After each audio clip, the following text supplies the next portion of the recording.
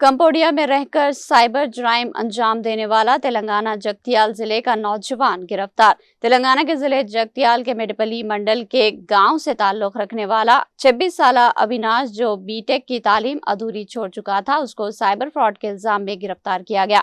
Police के मुताबिक Avinash Qatar में मुलाजिमत के दौरान शशि नामी शख्स के राब्ते में आया, जिसने उसे कंबोडिया में नौकरी का झांसा दिया। वहां पहुंचने के बाद वो साइबर मुजरिमों के चुंगल में फंस गया और मजबूरन इनसे कहने पर भारतीय शहरियों को धोखा देने लगा।